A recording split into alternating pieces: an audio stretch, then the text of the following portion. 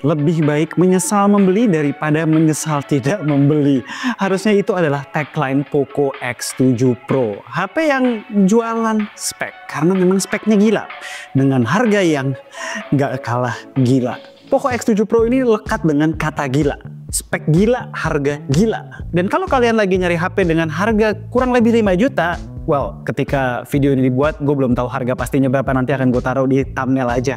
Terus, kalau kalian punya profil diri yang sesuai dengan target market utamanya Poco, yaitu si penggila spek, performa, dan bentar. Sebenarnya regular user pun patut melirik Poco X7 Pro ini. Kenapa? Yuk, kita lihat. Review kali ini singkat aja dan gue langsung kasih di depan nih kesimpulannya. Poco X7 Pro bukan sekedar smartphone performa, tapi dia adalah sebuah smartphone yang bisa ngecover hal-hal esensial yang dibutuhkan banyak orang dengan harga yang sangat menggiurkan. Di atas kertas, apa coba yang bisa bikin Poco X7 Pro gak worth to buy? Performa. Buset, Dimensity 8400 Ultra SoC-nya ngebut. Benchmark apa coba yang nggak dilibas? Antutu 1,6 jutaan. Ada peningkatan 200 ribuan dari 8300 Ultra di Poco X6 Pro. 3D Mark, maksimum skor di 3700-an. Stress test no problem dengan stabilitas performa di atas 80% dengan suhu maksimal di 45 derajat. Geekbench nggak malu-maluin juga hasilnya. Real gamingnya gimana? Main Genshin Impact 20 menit rata kanan dia bisa stabil mendekati 60 fps dengan suhu maksimal di 42 derajat. Di Wuthering Waves, main 20 menit settingan rata kanan dia bisa 60 fps sekitar 5 menit sebelum turun dan stabil di 45 fps ketika HP-nya mulai menyentuh angka 39 derajat temperaturnya. Sesekali dia turun ke 30 fps lalu naik lagi ke 45. Kalau udah begini lebih baik main pakai fan kalau mau enak atau turunin opsi grafis. Gue pakai main LOL Wild Rift, settingan rata kanan 120 fps. 2 match langsung dengan total kurang lebih 1 jam. Di game pertama bisa 120 fps rata, 1 match penuh. Di game kedua udah mulai panas dia, throttling ke 90 fps. Gimana menurut kalian? Udah bagus untuk HP dengan harga kurang lebih 5 juta? Atau harusnya bisa lebih wah lagi? Buat main GI sih optimize banget ya. Di game lain kekurangannya dari segi performa datang dari manajemen panas yang seharusnya bisa lebih baik kalau back covernya kaca bukan plastik. Keep in mind semua tes gue lakukan di ruangan AC. Berarti di room temperature yang lebih panas bakal lebih agresif lagi throttling maupun kenaikan suhunya. Gue menyarankan turunin opsi grafis atau pakai external fan kalau mau mainnya nyaman. Soal back cover plastik itu ya, menurut gue satu kekurangan terbesar dari Poco X7 Pro ini, dari sisi desainnya terutama. Frame plastik, back cover plastik. Plastiknya juga berasa tipis ya, meleot kalau ditekan. Desainnya sendiri gue sebenarnya no complaints. Gue lebih suka ini daripada desain sebelumnya yang pakai aksen ala-ala jendela gitu di sekitar modul kamera. Yang ini tuh lebih simple, lebih elegan. Aksen two-tone-nya ngasih karakter.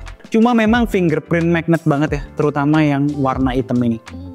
Tampak depannya juga bagus ya dengan bezel yang cukup simetris di kesemua sisinya. Framenya yang flat juga terlihat premium, bikin secara desain tuh sebenarnya masuk ke pengguna umum. Yang gokil adalah Poco X7 Pro sekarang punya rating IP68.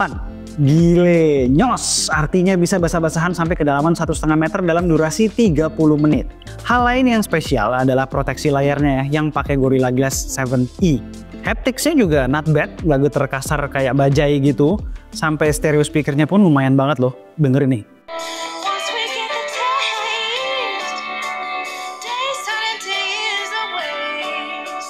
Soal display, ini nggak kena korting. Kita dapat AMOLED 120Hz dengan resolusi sedikit di atas Full HD+. Kualitasnya oke, ketajamannya top. Lihat deh, tulisan-tulisan tuh berasa sharp banget. Warna juga keluar ya dengan tuningan layar yang vivid komersil. Touchscreen juga no problem ketika dipakai main game atau ngetik aja. Kecerahan layar juga mumpuni dengan peak brightness sampai 3200 nits ketika playing HDR content dan sekitar 1400 nits kalau melakukan hal daily yang lain. Dengan menggunakan SoC Dimensity 8400 yang cukup power hungry nyedot baterai, Poco ngasih kita baterai silikon karbon kekinian dengan kapasitas 6000 mAh. Emang cakep ya teknologi baterai yang satu ini. Bodi tetap tipis, ringan, baterai bisa segede gaban kapasitasnya. Nah, SOT-nya dengan rutinitas pengetesan ala gue dapatnya sedikit di bawah 7 jam dalam penggunaan 20 jam. Sebetulnya gue merasa ini harusnya baterai 6000 mAh bisa dapat lebih bagus lagi SOT-nya. Kalau habis ngisi dari kosong sampai full, dengan charger 90 wattnya butuh waktu 45-50 menit tergantung kondisi sekitar. Ya udah kenceng lah. Nah sekarang kita masuk ke bagian yang menurut gue rada mengejutkan. Kamera. Kalau dulu di Poco X6 Pro gue kurang suka kameranya karena skin tone manusia suka rada aneh. Ini sekarang nggak begitu lagi. Kamera Poco X7 Pro lumayan banget buat sebuah HP Poco. Untuk fotografi di good light itu masih oke banget ya. Kadang bisa lebih bagus daripada Redmi Note 14 Pro yang jualan kamera malah soal warna. Redmi dengan sensor ISO-cell-nya juga seringkali berasa overprocess dibanding kombinasi ISP MediaTek dengan sensor Sony IMX di sini. Tapi kalau pencahayaan udah turun, detail ya memang udah berkurang aja. Lebih bagus kamera saudaranya. Tetap ya, buat sebuah HP yang fokus ke performa dan spek, overall fotografinya not bad sama sekali.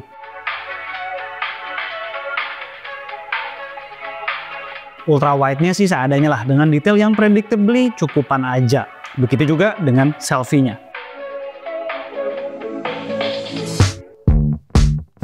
Nah untuk video kamera belakangnya bisa 4K 60 fps dan seperti kalian bisa lihat cukup stabil ya. Cuma kalau lagi panning tadi sempat gue lihat adalah beberapa kali frame jump-nya tuh ada, rada matah gitu ada. Nah untuk video kamera depannya mentoknya di 1080p 30 fps, nggak bisa 60 fps. Stabil, image quality ya cukup lah. Tapi memang nggak bisa 60 fps ya, gue tahu banyak yang seneng mencari 60 fps di video selfie. Tapi ini sih buat gue yang penting dia nggak stabilisasinya oke, nggak terlalu goyang-goyang. Terakhir soal OS, dia out of the box sudah datang dengan HyperOS 2 on top of Android 15. Experience-nya smooth, belum ketemu bug yang gimana-gimana. Fitur banyak, khas HyperOS, MIUI, iklan juga masih ada di sana-sini. Ini bukan hal baru lah. Janji update-nya 3 kali Android update dan 4 tahun security patch. Yang cukup mengejutkan buat gue adalah selain Google Gemini yang bisa di-trigger via power button, ini HP performa masih dikasih AI yang urusan produktivitas. Ada AI Notes, AI Recorder, Subtitles, dan Interpreter.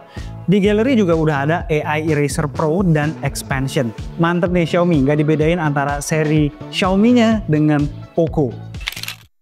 Poco X7 Pro harganya kurang lebih 5 juta cuy. Dapetnya kayak begitu. Kalau kalian butuh sebuah smartphone dengan performa oke, baterai long lasting, terus juga kamera yang masih lumayan, gas aja, good deal banget. User non-tech enthusiast pun sebenarnya bisa banget tergiur untuk melirik smartphone yang satu ini. Karena banyaknya fitur-fitur ala flagship di sini. Dari IP68, baterai silikon karbon kapasitas besar, sampai pilihan storage tertingginya yang ada di 512GB UFS 4 pula. Cuma kalau kalian emang nyari spesifik kayak misalnya yang kameranya bagus, ya seperti tadi gue bilang di sini lumayan cukupan, cuman ya nggak bagus banget. Gue yakin banyak banget smartphone dari brand-brand lain yang bakalan bermunculan di sekitar mendekati Lebaran yang memang fokus pada kamera. Tapi sejujurnya ini nggak bisa dibilang jelek. Tapi kalau kalian lagi mencari sebuah smartphone yang bisa memenuhi hal-hal esensial dengan baik, Poco X7 Pro ini juara banget. Sekian aja video dari gue kali ini. Gue Alessa and this is G2G. Tunggu racun-racun kami berikutnya. Ciao. Belum apa-apa udah kotor lagi.